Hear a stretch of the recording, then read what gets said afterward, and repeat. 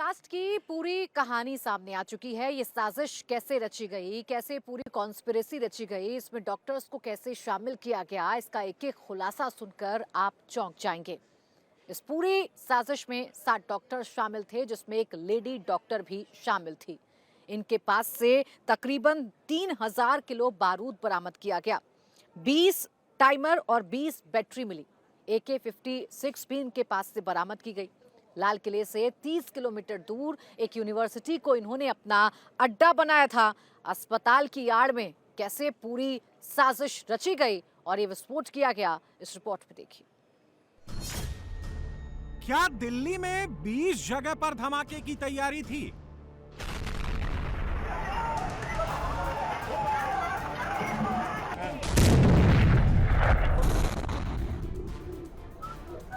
भागो, भागो। उमर अकेला या 3? दिल्ली में कितने फिदायीन?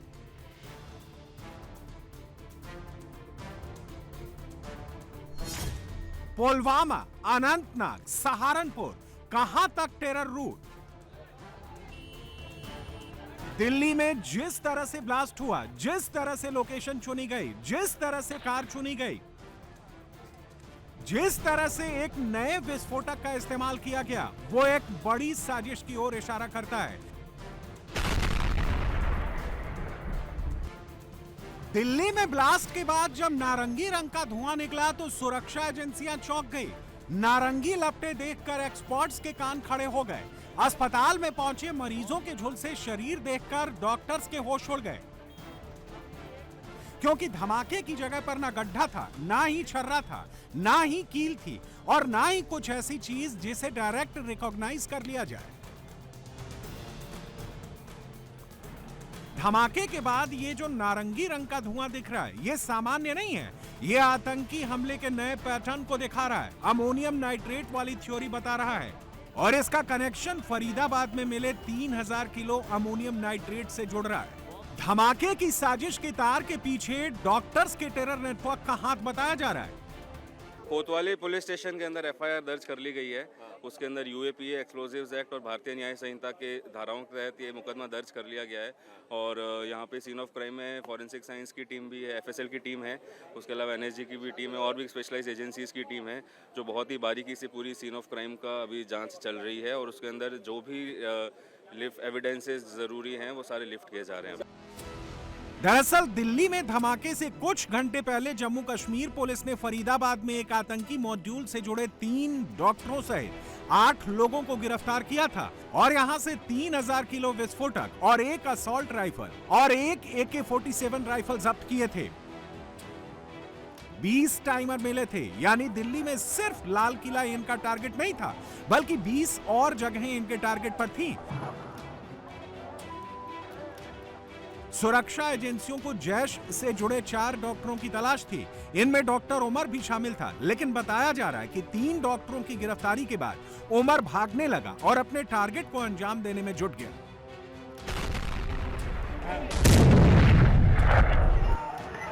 लाल किला मेट्रो स्टेशन के गेट नंबर 1 के पास सफेद रंग की जिस हुंडई i20 कार में धमाका हुआ, उसे पुलवामा का रहने वाला आतंकी डॉक्टर मोहम्मद उमर नबी चला रहा था।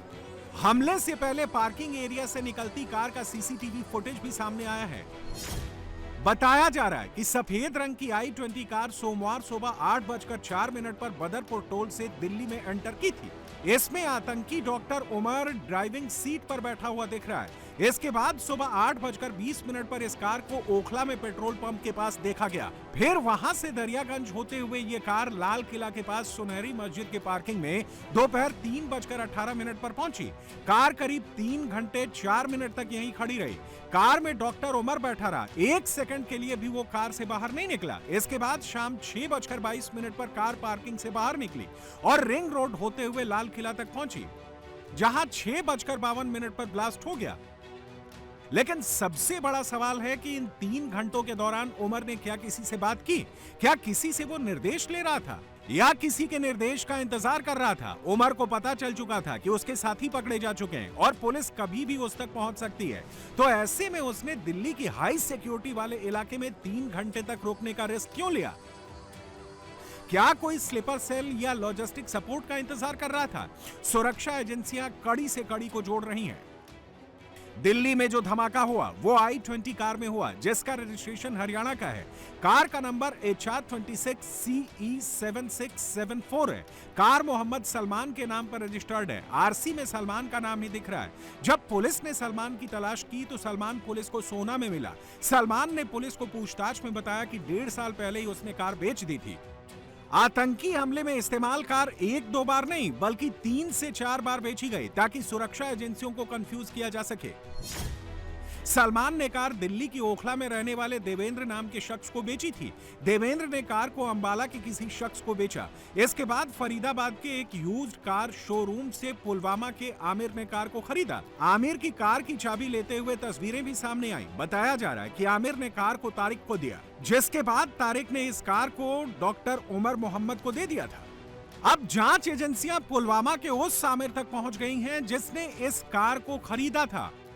आपकी बात कब हुई थी उमर से? और लास्ट फ्राइडे को हमने बात की थी। लास्ट फ्राइडे, उसके बाद कोई बात नहीं हुई? उसके बाद कोई बात नहीं हुई, बस लास्ट फ्राइडे को हमने उमर के साथ बात की थी। उनके साथ बातें करते थे, बच्चों से बहुत प्यार था, जुड़ाव था, लगा था, उस वजह से वो ज़्यादा बात। वो जब घर आता था ना, वो क्रिकेट में इन्वॉल्व रहता था, बहुत लगाव था, बहुत लत थी क्रिकेट की उसे। बस मैं यही कह सकती हूँ कि इस टाइप का वो इंसान था ही नहीं, हमें लगता ही नहीं था। हमें तो बस यही, हमने कितनी स्ट्रगल की उसे पढ़ाने में, यहाँ तक पहुँचाने में, पूरी मेहनत की, पूरी लगन के साथ उसे यहाँ तक पहुँचाया था ताकि वो कुछ कमा सके। तो शांत स्वभाव का इंसान था, शांत रहता था, बातें ज़्यादा नहीं करता था, ज़्यादा किसी में इन्वॉल्वमेंट नहीं थी, दोस्त नहीं थे, खाली पढ़ाई करता था, ये मुझे पता है। दिल्ली धमाके के पीछे डॉक्टर्स के जिस टेरर नेटवर्क का हाथ बताया जा रहा है उसमें अब तक 7 नाम सामने आ चुके हैं। इनमें सबसे पहला है डॉक्टर अदील अहमद, जो अनंतनाग का रहने वाला है। अदील को 7 नवंबर को यूपी के सहारनपुर से गिरफ्तार किया गया था। दूसरा पुलवामा का डॉक्टर मुजम्मिल शकील, इसे फरीदाबाद से अरेस्ट किया गया है। तीसरी महिला डॉक्टर है, नाम है शाहीन शाहिद। लखनऊ की रहने वाली शाहीन को भी कल फरीदाबाद से गिरफ्तार किया गया है। टेरर पैनल के चौथे डॉक्टर का नाम मोहिउद्दीन सैयद है। मोहिउद्दीन हैदराबाद का रहने वाला है, इसे गुजरात के अहमदाबाद से अरेस्ट किया गया है। पांचवा है पुलवामा का डॉक्टर उमर। डॉक्टर उमर वही शख्स है जो कल धमाके वाली कार को ड्राइव कर रहा था। छठा लखनऊ का डॉक्टर परवेज अंसारी और 7वां है पुलवामा का सज्जाद अहमद। दिल्ली धमाके के तार फरीदाबाद मॉड्यूल से जुड़े हैं। इसका एक और सबूत सामने आया है। दिल्ली धमाके में जिस i20 कार का इस्तेमाल हुआ था उसका नया सीसीटीवी फुटेज सामने आया है। HR26CE7674 रजिस्ट्रेशन नंबर की i20 कार 29 अक्टूबर को खरीदी गई थी। उस समय इस कार का पॉल्यूशन टेस्ट कराया गया था और उस वक्त कार के साथ 3 लोग मौजूद थे, जो कि सीसीटीवी फुटेज में नजर आ रहा है। यह वीडियो 29 अक्टूबर शाम 4:20 का है। वीडियो में काले बैग के साथ जो शख्स दिख रहा है वो डॉक्टर अदील है, जबकि टी शर्ट में जो लड़का दिख रहा है वो डॉक्टर उमर है। पुलिस को शक है कि वीडियो में लंबी दाढ़ी में तारीख भी मौजूद है, जिसके नाम पर डॉक्टर उमर ने कार खरीदी थी। ये वो जगह है जहां पर ये जो गाड़ी थी जिसमें विस्फोट हुआ है उसका यहाँ पर पॉल्यूशन हुआ था। 29 अक्टूबर को सुबह इसी जगह पर ये गाड़ी आई थी और उस गाड़ी का सबसे पहले पॉल्यूशन हुआ। भैया ये जो गाड़ी थी i20, इसका पॉल्यूशन इसी जगह पे हुआ था? हाँ जी भैया जी, हाँ जी। कितने लोग थे? मुझे कुछ नहीं पता भैया जी, दिन में कोई बहुत गाड़ियाँ आती हैं, मुझे नहीं पता कितने थे। बस यहाँ से पोल्यूशन हो रखा है ये पता है, वो भी हमने रिकॉर्ड में चेक किया था तब पता चला। क्या गाड़ी में 2 लोग थे या वो अकेले था? पता नहीं है भैया, मुझे नहीं पता। तो ये गाड़ी की जो रिकॉर्ड है वो आप देखिए, ये जो रोड ट्रांसपोर्ट हाईवे है यहाँ पोल्यूशन का जो पूरा जो उसने कागज़ था वो यहीं पे बनवाया था और उसके इस पोल्यूशन के कागज़ की आपको डिटेल आपको स्क्रीन पर दिख जाएगी। ये व्हीकल नंबर यहाँ पर डाल रहे, यानी तैयारी पूरी थी, सारे कागजात पूरे करने की वो कोशिश कर रहा था ताकि पुलिस की नज़रों से बचे। देखिए अब ये जो गाड़ी का नंबर है HR26 और जो ये व्हीकल नंबर है उस व्हीकल नंबर से इसकी पूरी जो डिटेल है वो डिटेल आपको दिख जाएगी। यह दिल्ली में टोल प्लाजा क्रॉस करते वक्त i20 कार की तस्वीर है। इस कार को आतंकी डॉक्टर उमर ड्राइव कर रहा था। टोल प्लाजा पर इस गाड़ी का बोनट बिल्कुल ठीक है। इसी गाड़ी की ये दूसरी तस्वीर सुनहरी मस्जिद पार्किंग की है। गाड़ी की ड्राइविंग सीट पर आतंकी उमर ही बैठा है, लेकिन कार का बोनट काफी उठा दिख रहा है। अंदाजा लगाया जा रहा है कि दिल्ली में एंटर होने के बाद ही गाड़ी के इंजन वाले एरिया में अमोनियम नाइट्रेट फिट किया गया। यही कार 6:22 पर सुनहरी मस्जिद पार्किंग से बाहर निकली, धीरे धीरे रेंगती हुई लाल किले के पास पहुंची और शाम 6:52 पर लाल किला के पास अचानक धमाका हो गया। जम्मू कश्मीर पुलिस ने दिल्ली में धमाके से पहले फरीदाबाद वाले मॉड्यूल का खुलासा कर दिया था, लेकिन सिर्फ एक कड़ी बाकी रह गई थी और वो था डॉक्टर उमर। डॉक्टर के टेरर नेटवर्क का फरीदाबाद मॉड्यूल कई दिनों से जम्मू कश्मीर पुलिस के रेडार पर था। इसकी शुरुआत 18 अक्टूबर को होती है। श्रीनगर के नौगाम में पोस्टरबाजी हुई। यह कश्मीर पुलिस के लिए थोड़ा असामान्य था, क्योंकि 2019 में आर्टिकल 370 के हटने के बाद यह सिलसिला रुक गया था। लेकिन जब नौगाम में यह हुआ तो पुलिस एक्टिव हो गई। इसके बाद एलजी मनोज सिन्हा के नेतृत्व में एक हाई लेवल मीटिंग हुई। इसमें तय हुआ कि इसकी तय में जाया जाए। 19 अक्टूबर को पुलिस ने अज्ञात के खिलाफ एफआईआर दर्ज कर जांच शुरू की। नौगाम के सारे सीसीटीवी फुटेज खंगाले गए। 3 युवक पोस्टरबाजी करते हुए देखे, उन्हें हिरासत में लिया गया। युवकों ने पूछताछ में बताया कि एक मौलवी के इशारे पर पोस्टरबाजी की।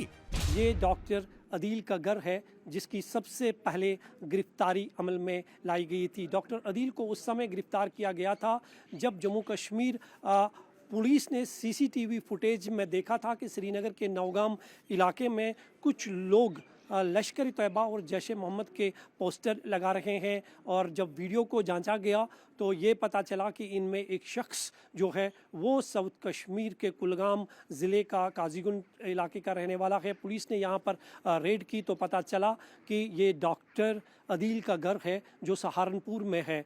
और पुलिस की एक टीम जो है सहारनपुर पहुंची। डॉक्टर अदील को वहां से गिरफ्तार किया जाता है और उससे पूछताछ की जाती है। और उसकी पूछताछ पर जीएमसी मेडिकल कॉलेज अनंतनाग से उनके लॉकर से जो एक AK-47 बरामद की जाती है।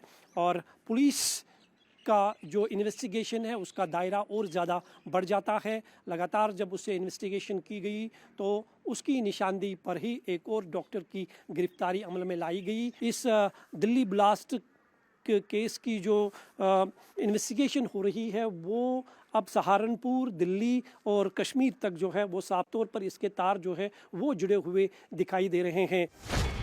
जब मौलवी तक पुलिस पहुंची तो उसने बताया कि उसने अपने पाकिस्तानी जैश हैंडलर्स के इशारे पर किया और पूछताछ हुई तो उसने चौंकाने वाला खुलासा किया। मौलवी ने डॉक्टर आदिल का नाम लिया, जिसने अनंतनाग मेडिकल कॉलेज से पढ़ाई की। इसके बाद जब पुलिस आदिल की खोज में गई तो पता चला कि वो अनंतनाग से निकल चुका है और सहारनपुर में काम कर रहा है। इसके बाद यूपी ATS की मदद लेकर सहारनपुर में इस डॉक्टर आदिल को उठाया गया। जब आदिल से कड़ाई से पूछताछ हुई तो उसने डॉक्टर मुजम्मिल का नाम लिया। ये मैं इस पे मतलब यकीन नहीं कर सकती कि मेरा भाई ऐसा था। मतलब मैंने कभी अपने भाई में ऐसा कुछ बदलाव ही नहीं देखा था कभी। मैं ये बात बोलूँगी, हमारा जो घर है, मेरे भाई लोग, मेरी माँ, हमने कभी डॉक्टर उमर को मतलब आंखों, वो यही का है ना, हमने कभी आंखों से नहीं देखा है। मतलब मैंने कभी नहीं देखा है उसको, कभी ना मेरे भाई लोगों ने ना मेरी माँ ने। हम बोल रहे कौन है ये डॉक्टर उमर, हम नहीं जानते हैं किसी को। पुलिस बता रही है अगर पुलिस के मुताबिक डॉक्टर मुजम्मिल जो है इसमें आरोपी पाएंगे तो आप चाहेंगे कि उसको सजा मिलनी चाहिए अगर उन्होंने ऐसा किया? ओबवियसली चाहिए ना, मतलब जो गलत काम करेगा उसको वो सजा मिलनी चाहिए। सीधी सी बात, उसको सजा मिलनी चाहिए, चाहे वो मेरा भाई ही क्यों ना हो। जब मुजम्मिल की खोज में पुलिस निकली तो उसका पता चला कि वो फरीदाबाद की एक यूनिवर्सिटी में जो मेडिकल कॉलेज है वहां पर नौकरी कर रहा है। जब मुजम्मिल को पुलिस ने उठाया तो फरीदाबाद मॉड्यूल की और परतें खुली।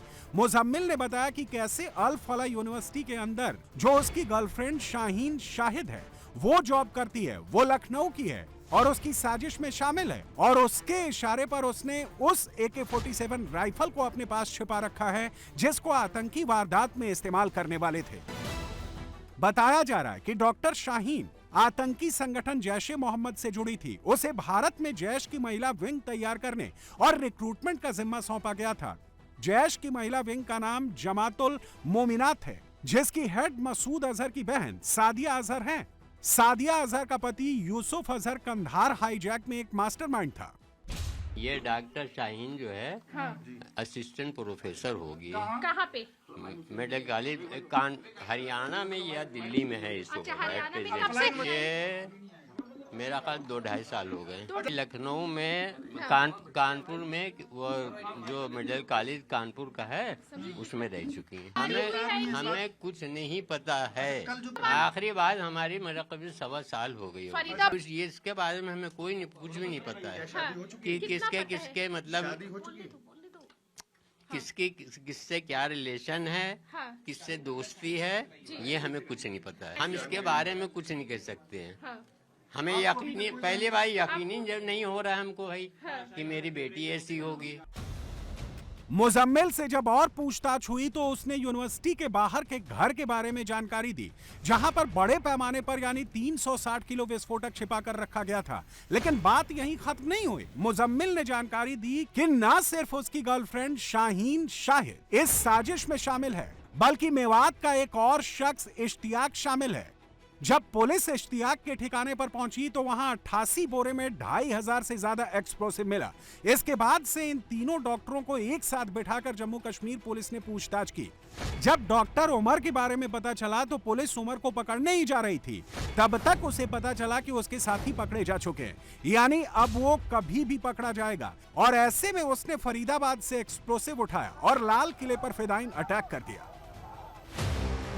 सोफिया का रहने वाला मौलवी इरफान दरअसल पहले गवर्नमेंट कॉलेज में पैरामेडिक हुआ करता था और उस वक्त आदिल मुजम्मिल और उमर स्टूडेंट हुआ करते थे। तब से वो जैश-ए मोहम्मद से जुड़े मौलवी के संपर्क में थे। दिल्ली, फरीदाबाद से लेकर जम्मू कश्मीर तक पूरे देश में अलर्ट है। आतंक के डॉक्टर मॉड्यूल के खिलाफ ताबड़तोड़ छापेमारी हो रही है।